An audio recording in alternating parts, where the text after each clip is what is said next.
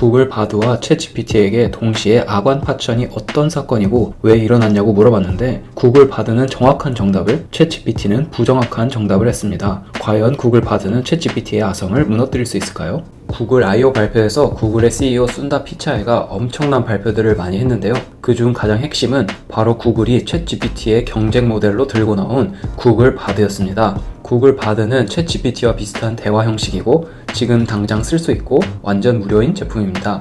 어울린 팟캐스트의 데이비드 프리버그는 구글 바드가 챗GPT보다 낫다고 합니다. 그 이유는 바드가 챗GPT와 답변해주는 퀄리티는 비슷한데 실시간 인터넷과 연결되어 있어서 최신 정보에 대한 대답도 잘 해주기 때문이라고 합니다. 또한 180개의 언어를 지원하고 답변할 때 이미지, 차트, 그래프 등등을 다 생성해준다고 합니다. 시장의 반응도 좋았어서 구글 I.O.가 있은 직후 구글의 주식이 약 11% 올랐고 시가총액은 150조나 증가했다고 합니다. 제이슨도 구글 바드가 리얼타임으로 인터넷을 검색하고 대답을 해준다는 점에서 굉장히 놀랐습니다. The All Hands Summit이라고 이 팟캐스트 패널들이 올해 가을에 진행하는 오프라인 이벤트가 있는데 이 이벤트는 언제 어디서 하는지 참가비는 얼마인지 바드에게 물어봤는데 다 정확하게 대답했다고 합니다. 9월 10일에서 9월 12일 LA에 있는 UCLA 대학교의 로이스 하워에서 열리고 티켓 값은 일반석은 1,500불이고 VIP는 7,500불이라고 정확하게 대답했다고 합니다.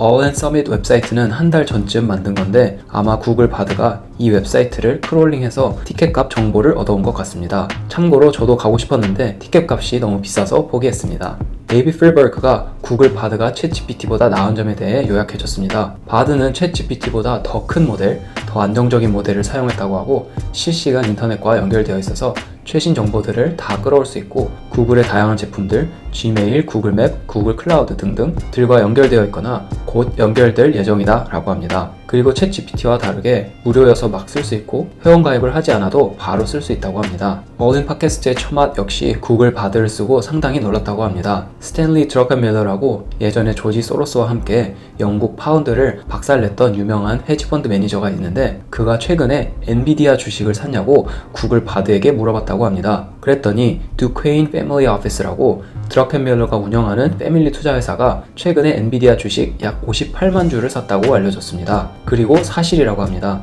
스탠리 드러켄밀러에 관한 질문이었는데 그의 패밀리 오피스의 정보까지 찾아낸 점은 좀 놀랍고 어떻게 했는지 저도 굉장히 궁금합니다. 그리고 엔비디아 주식을 사자는 뜻은 아닙니다.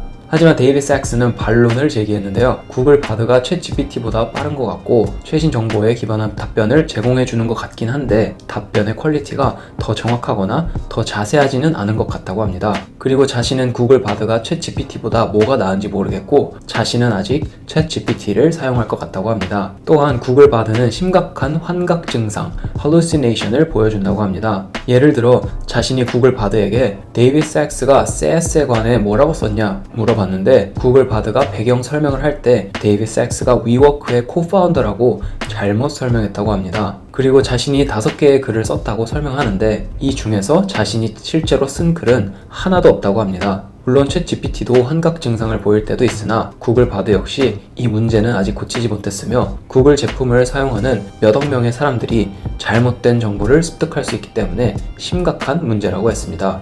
데이비드 프리버그는 이 점을 인정하면서도 이게 바로 구글의 딜레마라고 지적했습니다. 구글처럼 큰 테크 회사가 스타트업처럼 완벽하지 않은 제품을 시장에 내놓으면 기존 비즈니스 모델에 악영향을 미칠 수 있고 구글 브랜드 이미지에 금이 갈 수 있고 스타트업들보다 규제 당국에 의한 규제를 받을 가능성이 높기 때문이라고 합니다. 하지만 구글이 생존의 위협을 느꼈기 때문에 리스크를 알면서도 완벽하지 않은 챗GPT 경쟁자를 세상에 내놓은 것 같고 테크 산업 전체에는 아주 긍정적인 신호이고 구글 대 마이크로소프트 오픈AI 연합의 본격적인 전쟁이 시작됐다고 합니다. 마지막으로 츠마트는 자신이 생각했을 때 일반 대중들은 현재의 퀄리티 정도여도 구글 바드를 잘 쓸 수 있을 것 같다고 합니다. 특히나 앞으로 구글 바드가 지메일, 구글 클라우드, 구글 맵 같은 몇억 명 이상이 쓰는 제품에 자연스럽게 녹아들게 되면 사람들은 무조건 쓸 것 같다고 얘기했습니다. 저 역시 구글 바드를 써봤고 제 생각엔 챗GPT와 답변의 퀄리티는 비슷한 것 같은데 챗GPT가 인터페이스가 좀 더 예쁘고 매끄러운 것 같습니다. 물론 최신 정보에 기반한 대답을 해준다는 점에서 바드가 가는 이점은 엄청나다고 생각합니다. 여러분의 생각은 어떠신가요? 오늘도 끝까지 시청해주셔서 감사하고 다음에 또 재밌는 에피소드로 찾아뵙겠습니다. 감사합니다.